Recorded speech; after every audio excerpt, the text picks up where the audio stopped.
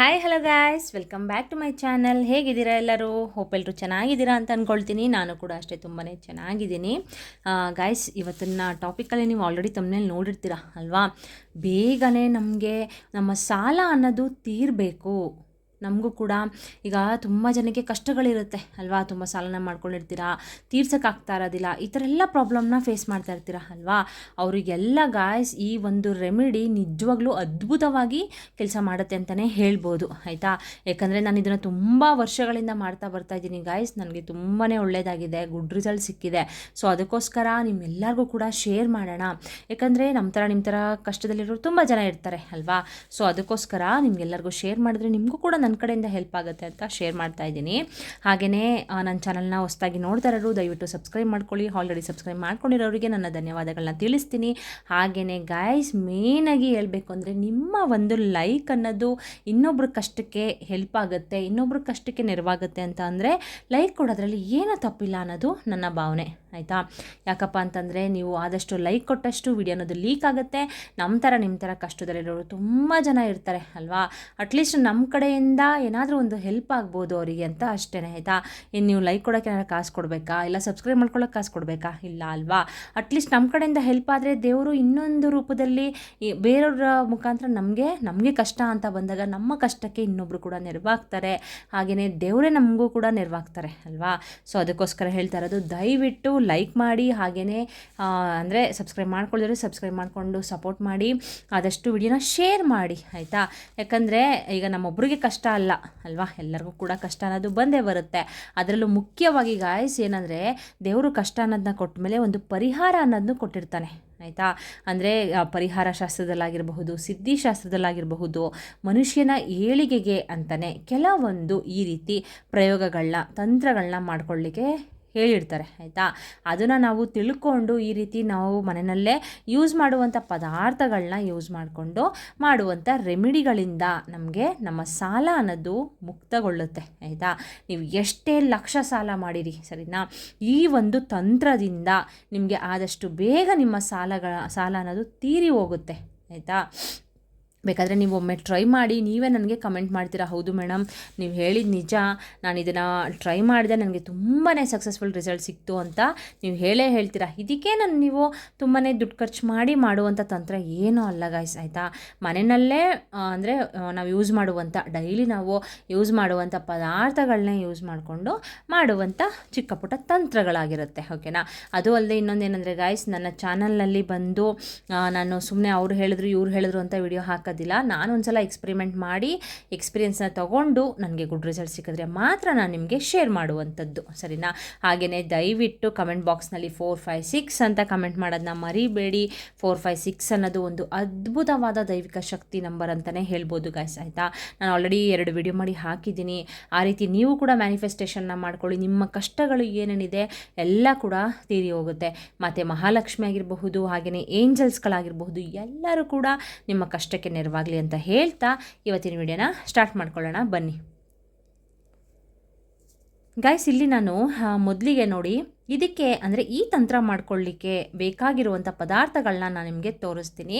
ಇದು ಈ ಥರ ಒಂದು ಕೆಂಪು ಬಟ್ಟೆನ ನೀವು ತಗೊಳ್ಬೇಕು, ಸರಿನಾ?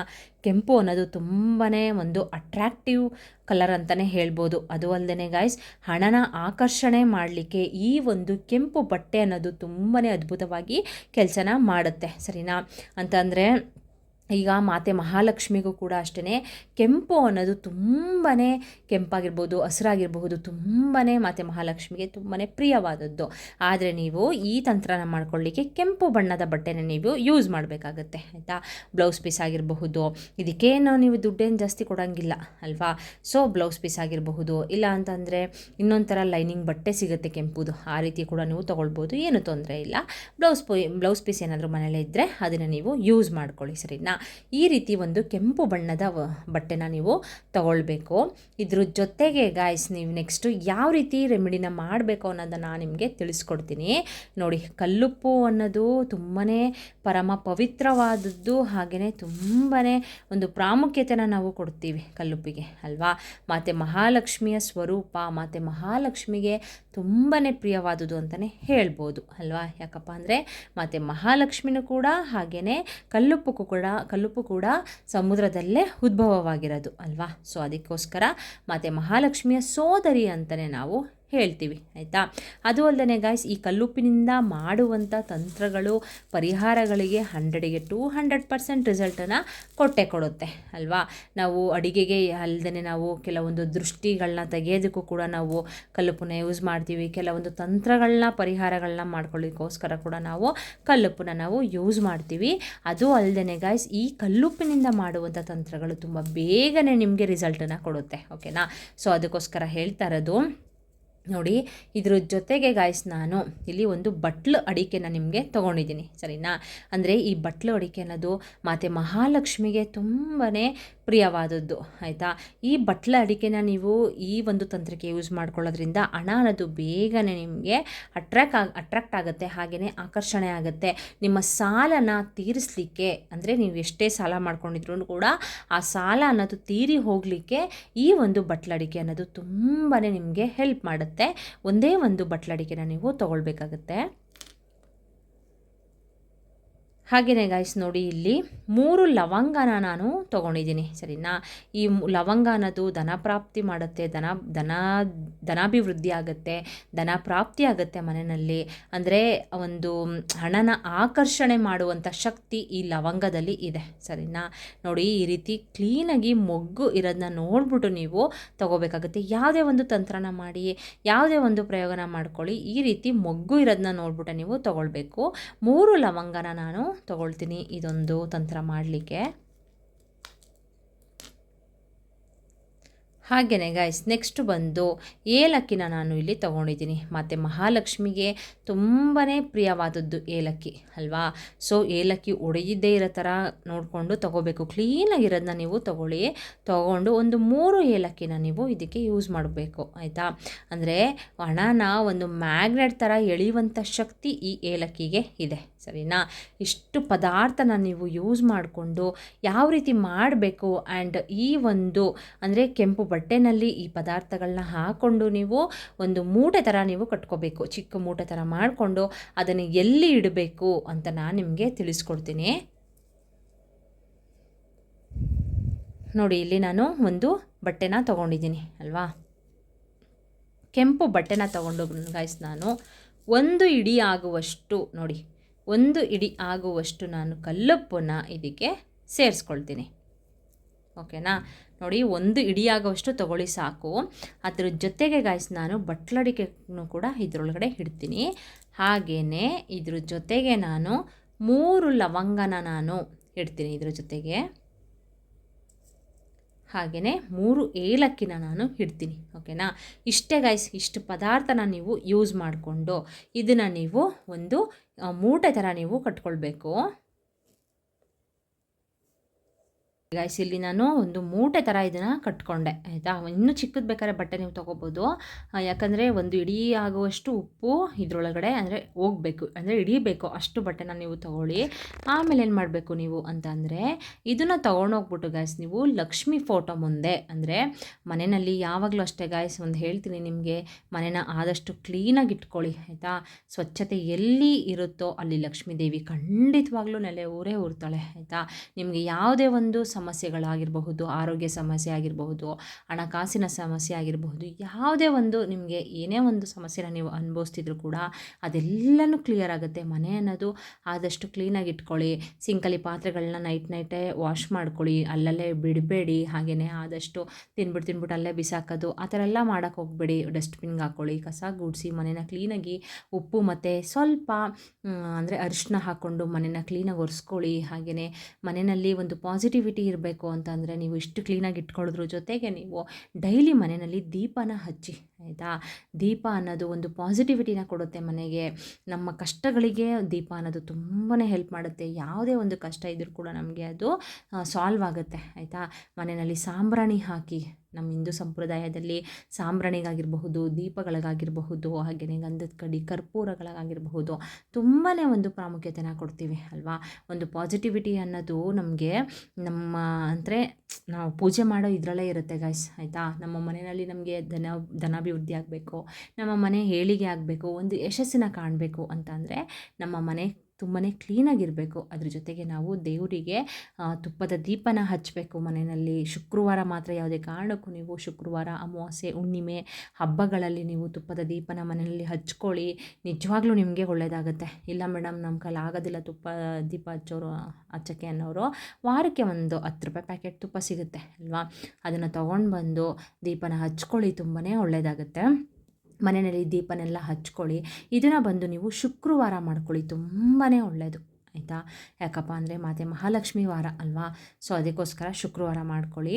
ಇದನ್ನು ನೀವೇನು ಮಾಡಬೇಕು ಅಂದರೆ ಗಾಯ್ಸ್, ಮಾತೆ ಮಹಾಲಕ್ಷ್ಮಿ ಫೋಟೋ ಮುಂದೆ ಇಟ್ಟುಬಿಟ್ಟು, ಇದನ್ನು ಫೋಟೋ ಮುಂದೆ ಇಟ್ಬಿಟ್ಟು ಇದಕ್ಕೂ ಕೂಡ ಸ್ವಲ್ಪ ಅರಿಶಿನ ಕುಂಕುಮ ಹಾಕಿಬಿಟ್ಟು ನೀವು ಒಂದು ಹೂವನ್ನು ಮುಡಿಸ್ಕೊಳ್ಳಿ. ಇದಕ್ಕೆ ಹೂವು ಮುಡಿಸ್ಬಿಟ್ಟು ನೀವು ಯಾವ ರೀತಿ ದೇವರಿಗೆ ಪೂಜೆ ಮಾಡ್ತೀರಾ, ಒಂದು ಸಾಂಬ್ರಾಣಿ ಬತ್ತಿಯ ಹೊಗೆ ಆಗಿರಬಹುದು, ಹಾಗೆ ಗಂಧದ ಕಡಿ ಹೊಗೆ ಆಗಿರಬಹುದು, ಹಾಗೆಯೇ ಕರ್ಪೂರದಿಂದ ಇದಕ್ಕೆ ಆರತಿನ ಮಾಡಿ ಆರತಿ ಬೆಳಗಿ ಇದಕ್ಕೂ ಕೂಡ. ಆಮೇಲೆ ನೀವು ಇದನ್ನು ಕೈಯಲ್ಲಿ ಹಿಡ್ಕೊಂಡು ಮಾತೆ ಮಹಾಲಕ್ಷ್ಮಿ ಮುಂದೆ ನಮ್ಮ ಕಷ್ಟಗಳೆಲ್ಲ ಹೋಗಲಿ ತಾಯಿ, ನಂದು ಸಾಲದ ಸಮಸ್ಯೆ ತುಂಬಾ ಇದೆ, ನಿಮ್ಗೆ ಎಷ್ಟು ಸಾಲ ಇದೆ ಅಷ್ಟು ಕೂಡ ಹೇಳ್ಕೊಂಡು ದೇವ್ರ ಹತ್ರ ಅಷ್ಟು ಸಾಲ ಕ್ಲಿಯರ್ ಆಗಲಿಕ್ಕೆ ನಾನು ಈ ಒಂದು ತಂತ್ರನ ಮಾಡ್ಕೊಳ್ತಾ ಇದ್ದೀನಿ. ನನಗೆ ತುಂಬಾ ಕಷ್ಟದಲ್ಲಿದ್ದೀನಿ ತಾಯಿ, ತುಂಬಾ ಅಂದರೆ ನನ್ನ ಕಷ್ಟಗಳನ್ನ ನೀಗಿಸು ತಾಯಿ, ನಂಗೆ ಒಳ್ಳೇದು ಮಾಡು, ನಂಗೆ ಆರೋಗ್ಯದ ಸಮಸ್ಯೆ ಇದೆ, ನಮ್ಮ ಮನೆಯಲ್ಲಿ ಧನಾಭಿವೃದ್ಧಿ ಆಗ್ತಾಯಿಲ್ಲ, ಸುಮ್ಮನೆ ಬೆಳಗ್ಗೆಯಿಂದ ಸಂಜೆವರೆಗೂ ಕಷ್ಟಪಟ್ಟು ದುಡಿತೀವಿ ಅಂದರೂ ಕೂಡ ನಮಗೆ 1 ರೂಪಾಯಿ ಕೈಯಲ್ಲಿ ನಿಲ್ತಾ ಇಲ್ಲ. ಈ ರೀತಿ ನಿಮ್ಮ ಸಮಸ್ಯೆಗಳು ಏನಿದೆ ಅದನ್ನು ಕೇಳಿಕೊಂಡು ನೀವು ಗಾಯ್ಸ್, ನೀವು ನನಗೆ ಕಮೆಂಟ್ಸ್ಗಳು ಬರುತ್ತೆ ಗಾಯ್ಸ್, ನಂಗೆ ಕಷ್ಟ ಇದೆ ಮೇಡಮ್, ನಾನು ಈ ರೀತಿ ಕಷ್ಟ ಇದೆ, ಆ ರೀತಿ ಕಷ್ಟ ಇದೆ, ನನಗೆ ಈ ರೀತಿ ರೆಮಿಡಿಗಳನ್ನ ತಿಳಿಸ್ಕೊಡಿ, ಈ ಥರ ಎಲ್ಲ ಕೇಳ್ತಾರೆ ಗಾಯ್ಸ್ ಆಯಿತಾ. ನನಗೇನು ಗೊತ್ತು, ನಾನು ಅದನ್ನು ತಿಳಿಸ್ಕೊಡ್ತೀನಿ. ಯಾಕಂದರೆ ನಾನು ಕೂಡ ಕಷ್ಟನ ನೋಡಿ ಬಂದಿರೋದು, ಸರಿನಾ. ಸೊ ನಾವು ಯಾವ ರೀತಿ ಅನುಭವಿಸಿರ್ತೀವಿ ಕಷ್ಟಗಳನ್ನ, ನೀವು ಕೂಡ ಅದೇ ರೀತಿ ಅನುಭವಿಸ್ತಾ ಇದ್ದೀರಾ ಅಂತ ನನಗೇನು ಗೊತ್ತು ಅದನ್ನು ನಾನು ನಿಮಗೆ ತಿಳಿಸ್ಕೊಡ್ತಾ ಇದ್ದೀನಿ ಅಷ್ಟೇ. ಕಮೆಂಟ್ಸ್ ಮಾಡಿ, ಆದರೆ ಸುಮ್ಮನೆ ದಯವಿಟ್ಟು ಬೇರೆ ಬ್ಯಾಡ್ ಕಮೆಂಟ್ಸ್ ಎಲ್ಲ ಹಾಕಕ್ಕೆ ಹೋಗಬೇಡಿ. ಯಾಕಂದರೆ ತುಂಬಾ ಕಷ್ಟದಲ್ಲಿ ಇರೋರಿಗೆ ಇದು ಒಂದು ಹೆಲ್ಪ್ ಆಗುತ್ತೆ ಆಯಿತಾ. ಅದಕ್ಕಿಂತ ಮೇನಾಗಿ ಗಾಯ್ಸ್, ಒಂದು ನಂಬಿಕೆನ ಇಟ್ಟು ನೀವು ಮಾಡಬೇಕಾಗುತ್ತೆ. ಯಾವುದೇ ಒಂದು ತಂತ್ರ ಆಗಿರಬಹುದು, ಪರಿಹಾರ ಆಗಿರಬಹುದು, ಒಂದು ನಂಬಿಕೆ ಇಟ್ಟು ನೀವು ಮಾಡ್ಕೊಳ್ಳಿ, ಸರಿನಾ. ಅದಾದಮೇಲೆ ಗಾಯ್ಸ್, ನೀವು ದೇವ್ರ ಮುಂದೆ ಇದನ್ನೆಲ್ಲ ಇಟ್ಬಿಟ್ಟು ನೀವು ಒಂದು ಸಂಕಲ್ಪನ ಮಾಡಿಕೊಂಡು ಈ ಒಂದು ಗಂಟನ್ನು ನೀವು ನಿಮ್ಮ ಕ್ಯಾಶ್ ಬಾಕ್ಸಲ್ಲಿ ನೀವು ಇಟ್ಕೋಬೇಕು. ನೀವು ಕ್ಯಾಶ್ನ ಎಲ್ಲಿಡ್ತೀರಾ ಅಂದರೆ ಬೀರುನಲ್ಲಿ ಇಡ್ತೀರಾ, ನೀವು ಎಲ್ಲಿಡ್ತೀರಾ ಅಲ್ಲಿ ಈ ಒಂದು ಗಂಟನ್ನ ತೊಗೊಂಡೋಗ್ಬಿಟ್ಟು ನೀವು ಇಡಬೇಕಾಗತ್ತೆ. ಇಟ್ಬಿಟ್ಟು ನೋಡಿ ಗಾಯ್ಸ್, ನಿಜವಾಗ್ಲೂ ಬೇಗನೆ ನಿಮಗೆ ರಿಸಲ್ಟ್ ಅನ್ನೋದು ಸಿಗುತ್ತೆ. ಒಂದು ವಾರದಲ್ಲೇ ನಿಮಗೆ ಅದರದ್ದು ಎಕ್ಸ್ಪೀರಿಯೆನ್ಸ್ ಗೊತ್ತಾಗುತ್ತೆ. ಹೌದು ಮೇಡಮ್ ಹೇಳಿದ್ದು ಕರೆಕ್ಟು, ನಾನು ಇದನ್ನು ಮಾಡಿದ್ದಕ್ಕೆ ನನಗೆ ತುಂಬಾ ಒಳ್ಳೆಯದಾಯಿತು ಅಂತ ನೀವೇ ಬೇಕಾದರೆ ನನಗೆ ಕಮೆಂಟ್ ಮಾಡ್ತೀರಾ. ಅಷ್ಟು ತುಂಬಾ ಸಕ್ಸಸ್ಫುಲ್ಲಾಗಿ ವರ್ಕ್ ಮಾಡುತ್ತೆ ಗಾಯ್ಸ್ ಇದು, ಸರಿನಾ. ಬೇಗನೆ ಗುಡ್ ರಿಸಲ್ಟನ್ನು ನಿಮಗೆ ಕೊಡುತ್ತೆ ಇದು. ಅದಕ್ಕೋಸ್ಕರ ಹೇಳ್ತಾ ಇರೋದು, ಈ ಒಂದು ಗಂಟು ನಿಜವಾಗ್ಲೂ ವರ್ಕ್ ಮಾಡೇ ಮಾಡುತ್ತೆ. ಈ ಒಂದು ಪ್ರಯೋಗನ ಮಿಸ್ ಮಾಡ್ದೇ ನಿಮ್ಮ ಮನೆಯಲ್ಲಿ ಮಾಡ್ಕೊಳ್ಳಿ, ತುಂಬಾ ಒಳ್ಳೆಯದಾಗುತ್ತೆ. ಓಕೆನಾ. ಹಾಗೆಯೇ ಕಮೆಂಟ್ ಬಾಕ್ಸಲ್ಲಿ 4, 5, 6 ಅಂತ ಯಾರ್ಯಾರು ಕಮೆಂಟ್ ಮಾಡ್ತಿದ್ದಾರೆ ಎಲ್ಲರಿಗೂ ಕೂಡ ಮತ್ತು ಮಹಾಲಕ್ಷ್ಮಿ ಏಂಜಲ್ಸ್ಗಳು ಒಳ್ಳೇದು ಮಾಡಲಿ. ಹಾಗೆಯೇ ಲೈಕ್ ಯಾರ್ಯಾರು ಕೊಡ್ತಾ ಇದ್ದೀರಾ, ಇನ್ನೊಬ್ರು ಕಷ್ಟಕ್ಕೆ ಯಾರ್ಯಾರು ನೆರವಾಗ್ತಾ ಇದ್ದೀರಾ ಅಂತಂದರೆ ಲೈಕ್ ಕೊಟ್ಟು ಇನ್ನೊಬ್ರು ಕಷ್ಟಕ್ಕೆ ಯಾರ್ಯಾರು ನೆರವಾಗ್ತಿದ್ದಾರೆ ಎಲ್ಲರಿಗೂ ಕೂಡ ಮತ್ತು ಮಹಾಲಕ್ಷ್ಮಿ ಒಳ್ಳೇದು ಮಾಡಲಿ, ಏಂಜಲ್ಸ್ಗಳು ಒಳ್ಳೇದು ಮಾಡಲಿ ಅಂತ ಹೇಳ್ತಾ ಇವತ್ತಿನ ವಿಡಿಯೋನ ಇಲ್ಲಿಗೆ ಎಂಡ್ ಮಾಡ್ತೀನಿ. ಆದಷ್ಟು ಸಬ್ಸ್ಕ್ರೈಬ್ ಮಾಡ್ಕೊಳ್ಳಿ. ಏನಾದರೂ ಡೌಟ್ಸ್ ಇದ್ದರೆ ಕಮೆಂಟ್ ಮಾಡಿ. ಅಕಸ್ಮಾತ್ ನಮಗೆ ಕಮೆಂಟಲ್ಲಿ ಕೇಳೋಕ್ಕಾಗ್ತಾಯಿಲ್ಲ ಅನ್ನೋರು ಡೈರೆಕ್ಟ್ DM ಕೂಡ ನೀವು ಮಾಡ್ಬೋದು. ನಂದು ಇನ್ಸ್ಟಾಗ್ರಾಮ್ ID ಕೊಟ್ಟಿದ್ದೀನಿ, ಅದರಲ್ಲಿ ನನಗೆ DM ಮಾಡಿ, ನಾನು ಅದರಲ್ಲಿ ಆನ್ಸರ್ ಮಾಡ್ತೀನಿ ಆಯಿತಾ. ನಾನೆಲ್ಲ ಅಂತಂದರೆ ಗಾಯ್ಸ್, ಯಾರ್ಯಾರು ಕಮೆಂಟ್ ಮಾಡಿದ್ರು ಎಲ್ಲರಿಗೂ ಕೂಡ ನಾನು ಆನ್ಸರ್ ಮಾಡಿದ್ದೀನಿ, ಸರಿನಾ. ಯಾರ್ದು ಕೂಡ ನಾನು ಮಿಸ್ ಮಾಡಿಲ್ಲ. ತುಂಬಾ ಗುಡ್ ಕಮೆಂಟೆಲ್ಲ ಮಾಡ್ತಾಯಿದ್ದೀರಾ. ಒಬ್ಬೊಬ್ಬರು ಬ್ಯಾಡ್ ಕಮೆಂಟ್ ಮಾಡ್ತಿದ್ದೀರಾ. ದಯವಿಟ್ಟು ನಿಮ್ಗೆ ಇಷ್ಟ ಇಲ್ಲ ಅಂತಂದರೆ ವಿಡಿಯೋನ ನೋಡೋಕೆ ಹೋಗಬೇಡಿ, ಸರಿನಾ. ಬೇರೆಯವರು ಅಂದರೆ ಕಷ್ಟದಲ್ಲಿರೋರಾದರೂ ನೋಡಿ ಅವ್ರ ಕಷ್ಟನ ಕಳ್ಕೊಳ್ತಾರೆ, ಓಕೆನಾ. ಓಕೆ ಗಾಯ್ಸ್, ಇವತ್ತಿನ ವಿಡಿಯೋನ ಎಲ್ಲಿಗೆ ಎಂಡ್ ಮಾಡ್ತೀನಿ. ನೆಕ್ಸ್ಟು ಹೊಸ ವಿಡಿಯೋದೊಂದಿಗೆ ನಿಮಗೆ ಸಿಗ್ತೀನಿ, ಒಂದು ಯೂಸ್ಫುಲ್ ಇನ್ಫಾರ್ಮೇಷನ್ನ ನಿಮಗೆ ಕೊಡ್ತೀನಿ ಅಂತ ಹೇಳ್ತಾ ಇವತ್ತಿನ ವಿಡಿಯೋನ ಎಲ್ಲಿಗೆ ಎಂಡ್ ಮಾಡ್ತೀನಿ. ಬಾಯ್, ಸಿ ಯು, ಟೇಕ್ ಕೇರ್.